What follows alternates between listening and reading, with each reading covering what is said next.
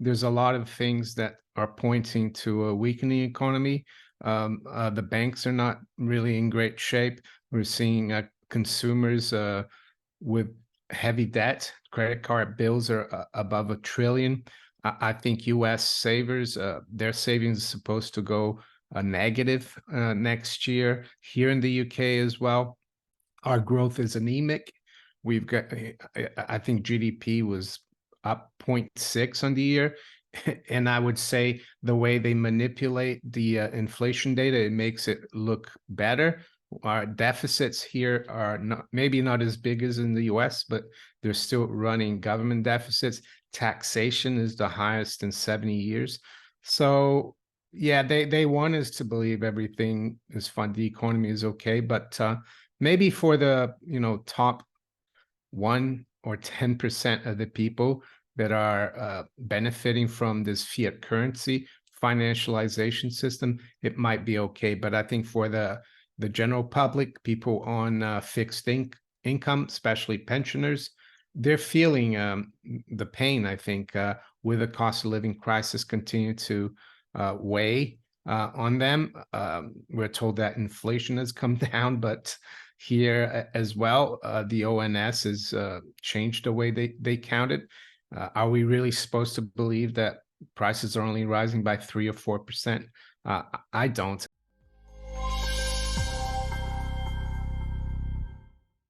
On this episode of the What the Finance podcast, I have the pleasure of welcoming on Mario Innecco.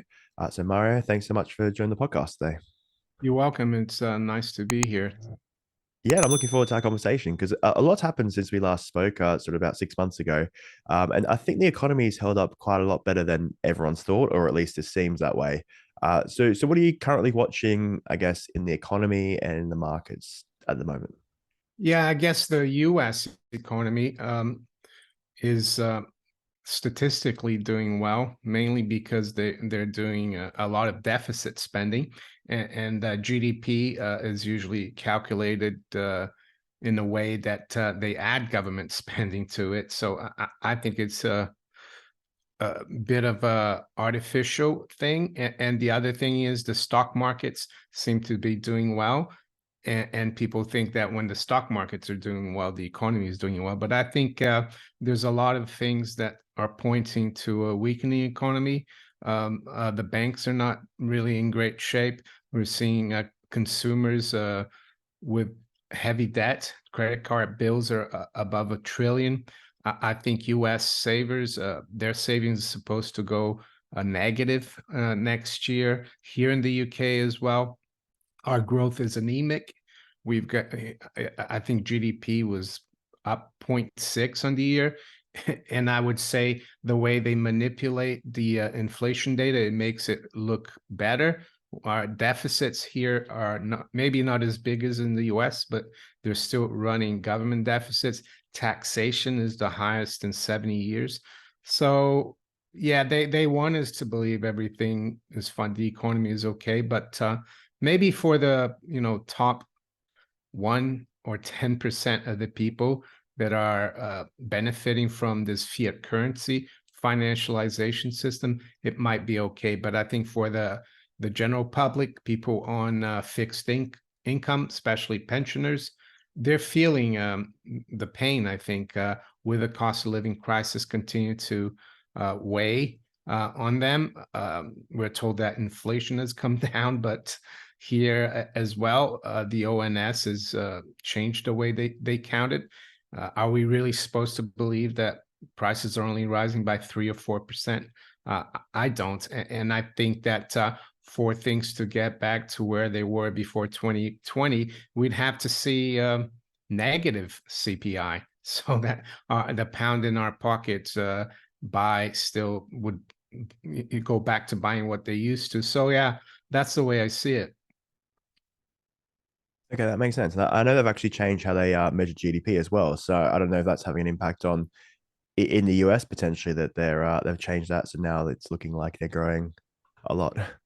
Yeah, I saw a headline, I think, recently that they're going to experiment with that in the UK. I'm not sure about the US, but I definitely know they changed the way they calculate CPI back in May 2022, and it's had a pretty significant impact on the data. For example, from 1997 to 2020, the CPI averaged 2.7%. And now if you go back to the Bank of England calculator and they have to use the new methodology, it only averages 1.9. And it makes it seem like the Bank of England actually did a good job in keeping CPI below their target, which is totally a lie. I'm sorry to say. Of course, they're not going to call it a lie. They're just going to say that they changed the methodology. Yeah, it sounds like them. Have you been surprised maybe by how markets have held up and the economy has seemed to hold up, or is it just sort of what you're saying that as they run massive deficits, it's going to keep things moving at least in the short term?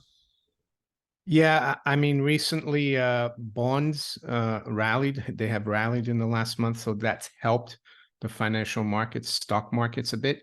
But if you look at the indices like the S&P, apparently, and I don't follow them, that closely, but there's only a few stocks that have done really well, these magnificent seven.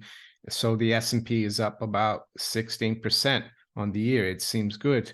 But if you look at another index, which is like the MSCI world, not world, but weight traded index for equities, it's only up like 1 or 2% this year. Is not up that much.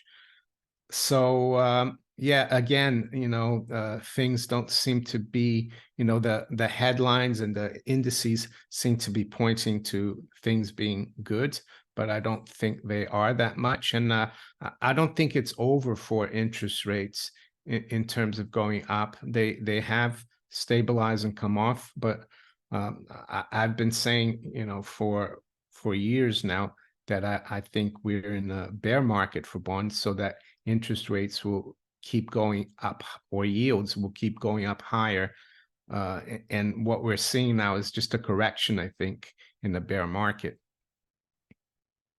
Okay, so then that would mean that inflation's remaining high, but I guess as you said, they're changing how CPI is measured. So maybe will it have to be actual CPI remains high for bond yields to continue to rise, or could it be, the inflation that maybe isn't captured by CPI?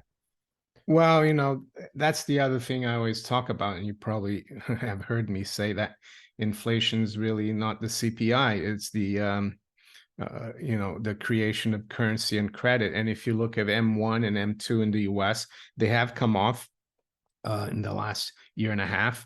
But from 2020, we're still at massively above those levels. So there's still inflation in the system. I guess CPI is what people look at, the bond markets.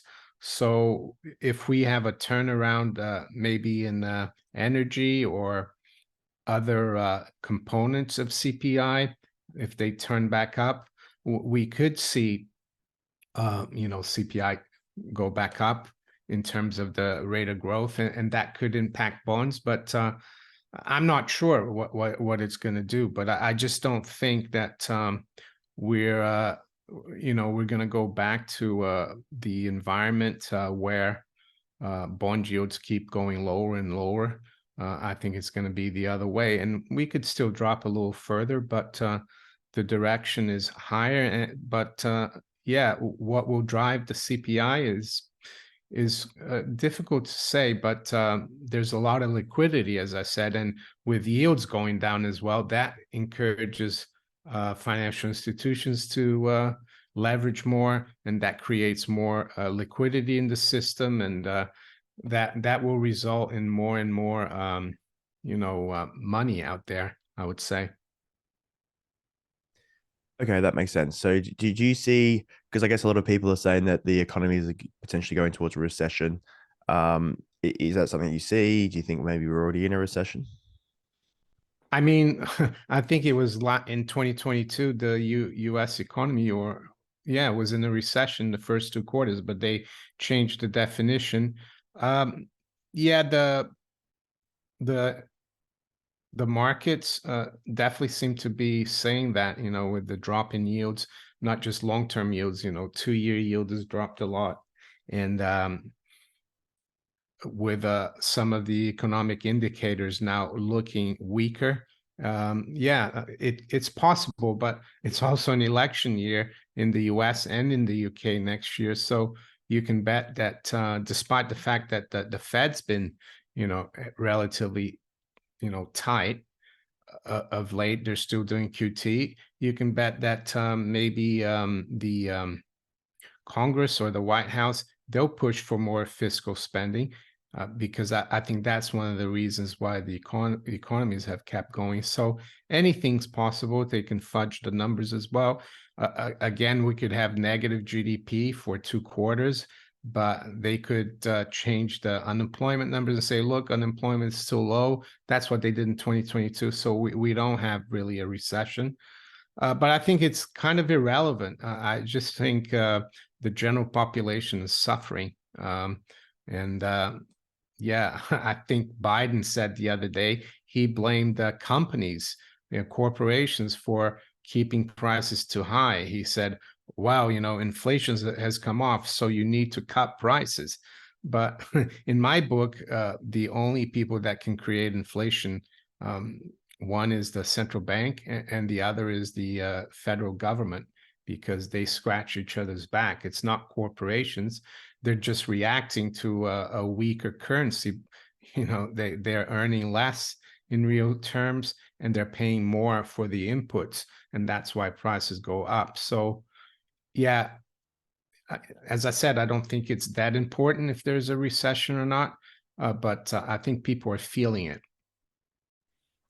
Yeah, and I don't think I've seen a dumber comment from a president saying that inflation's at three, it's still at 3%, so prices still rising, but companies need to put prices down. It was just, yeah, it was quite ridiculous. But yeah, as you said there, it's there's going to be that fiscal support moving forward. So then do you think that maybe the big seven can continue to keep going up? So maybe the stock market, or at least the S&P 500, will continue to go up as well. There's going to be a greater concentration, or do you think maybe that has to end soon?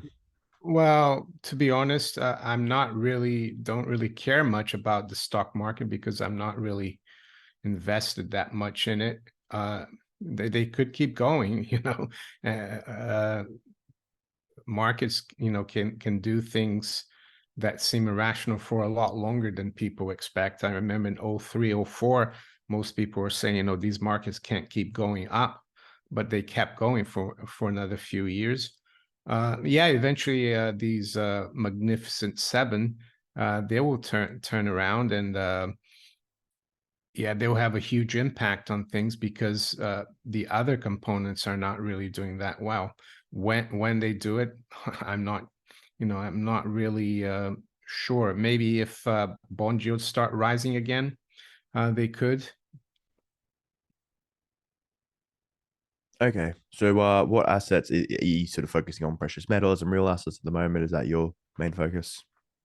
Yeah, I'm always of the opinion that investment is not just buying securities in the stock market or bond market. Is investing in yourself, and also in your family, and helping friends maybe. But if you're fortunate enough to have extra savings, yeah, I'm sticking with real money, physical gold and silver, a little bit of miners, gold and silver miners. I think commodities, hard assets are interesting as well. I think the world is focused too much on technology and finance for too long. And even if we see, a correction in the overall market, you could see a lot of people trying to find alternatives. And that's why I think, gold, silver, and hard assets, commodities are a good place to be. Um, but yeah, I would say ultimately we are in a situation where gold and silver become like investments, because the monetary situation is really precarious, in my opinion. They've inflated so much the system that gold and silver become like an investment and not money, only because the fiat currencies lose a lot of value. So yeah, that's how I see it. I don't look at crypto that much. I know people always ask me, but you have to choose one over the other. Some people say, oh, you choose both. And I know Bitcoin has gone up a lot, but I'm sticking to hard assets. Yeah, okay, that makes sense. And if we look at gold, it's had a breakout above its all-time high, so it's looking like it's in a pretty interesting place. Why do you think we've seen such a increase in golds, despite, because normally I guess people think it's a hedge against maybe recession and other negative effects, but it's actually going up at the same pace as the stock market is.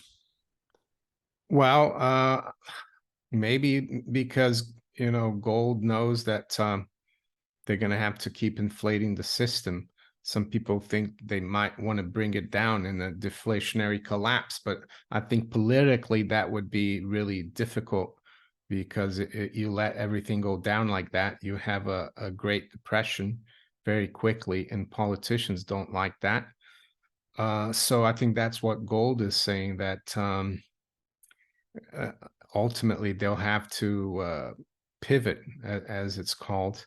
And the other thing is, yeah, I think the market doesn't buy a lot of these CPI numbers, investors.